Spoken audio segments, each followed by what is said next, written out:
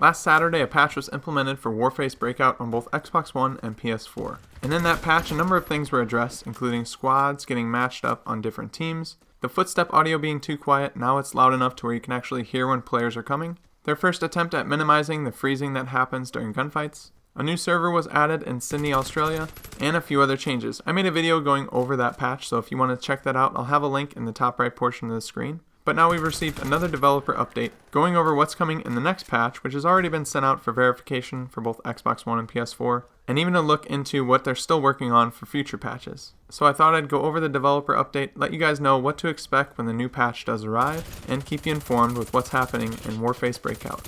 But before I get started, make sure to like the video if you find it useful and subscribe to stay up to date on everything that I publish.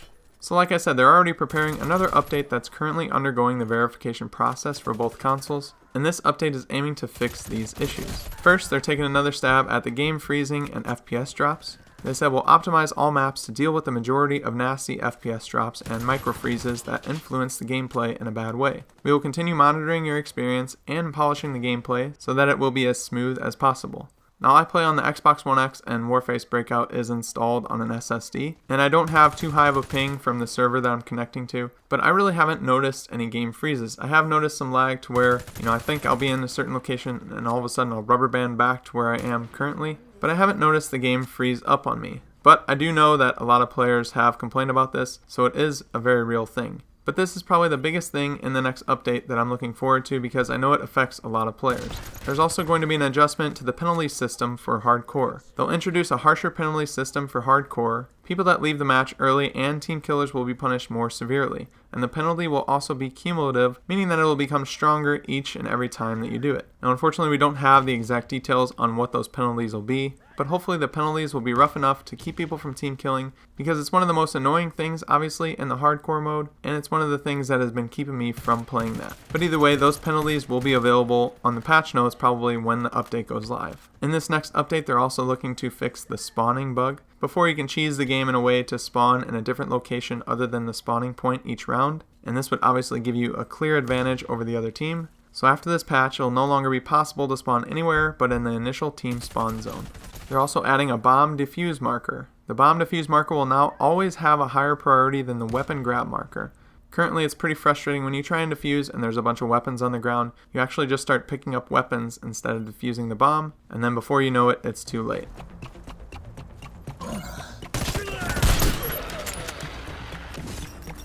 Hardly fired, drop one. The bomb exploded. So after this patch, hopefully that's a thing in the past. They're also reworking the damage counter. Currently the damage counter works incorrectly if you receive damage from different sources. They're going to rework it so that it'll show all sources of incoming damage and thus become more useful. You've probably seen that where it's really confusing. It says you only took 20 damage but somehow you died. And there's been some that are even worse than that, so hopefully this fixes that issue. And last but not least on this update, they're going to let you reconnect to hardcore matches. Now you're not going to be able to join in on a hardcore match that's in progress, but they're going to introduce a feature where you'll be able to reconnect to a hardcore match that you left because of connection problems, essentially allowing you to join back into the game that you were actually in, so overall a decent addition. Now unfortunately with this next update, we're not actually getting an update to hit registration and movement, but they do mention in big bold letters here that this is their top issue. They say that this is the most important, yet one of the most complicated issues to fix. In order to make things right and smooth, we have to try and test different types of netcode and movement patterns, and so far we have unfortunately not succeeded. However, this is our top priority right now, and we are doing our best to come up with a solution that will change this aspect in our game. And once that's done, they say that we'll enjoy Warface Breakout like never before. They've created a dedicated team to solve this problem specifically, and they thank us very much for our support with this issue. So I know a ton of people are reporting this. Obviously, it's a really frustrating thing when you get behind cover and you get shot, and you die when you don't think you should have. But they're probably right, this is a very tricky issue to solve. And I know it impacts a lot of games, so hopefully they can figure this out and get it better and better until it is fully resolved. Like I've said in previous videos, I'm absolutely loving the game, and I just really enjoy the style of game and the gameplay that it provides. But I would be lying if I said that I just wasn't frustrated at times when I die. And the biggest reason for that frustration is obviously the hit registration being off and getting shot when I think I'm behind cover or around a corner. But it works both ways. You're shooting somebody and they're having that same frustration. So at the moment, we'll just have to deal with it, keep reporting the issues that we see, and then hopefully it gets fixed in a future update. Speaking of future updates, there are other issues that they want to mention here that aren't going to be in the next one, but they're working on to get resolved as soon as possible. The first one here I've never really experienced, weapons getting jammed after reloading. I've never went to fire my gun and just nothing happens. It seems like it's always worked for me. But they said the reproduction patterns seem random, so now their QA team is trying to find out factors that are leading to the issue. And if you do encounter this problem, try capturing it and sending it to them to maybe help them find the cause and resolve it. And I mentioned this before, but they're actually working on different controller presets. They're aiming for the end of June for a different controller preset, and these include the left-handed configuration,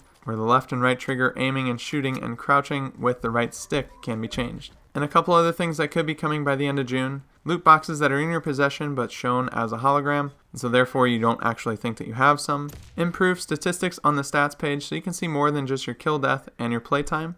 A bomb timer in casual mode so you know exactly how long you have until the bomb will detonate, and an equip now button for skins when you open a crate. And a couple things that are a little further down the line, custom matches and spectator mode, a grenade trajectory display, an FOV slider, and some type of training mode where you can go in, work on your weapon recoil, your throwables, and get a better overall feel for the game without the threat of getting shot.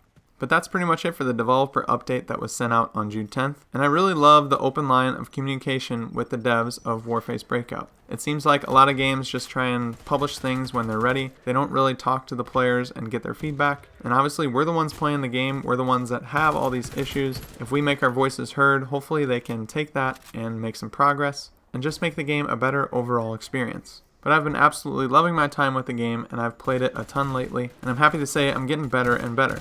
In fact, the other night I got my first MVP of a match, so I figured I'd end this video by showing you that last round in full.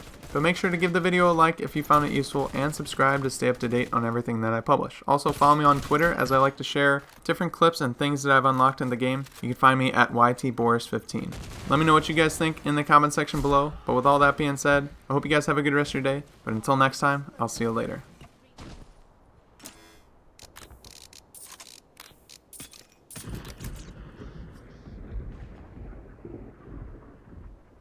New round.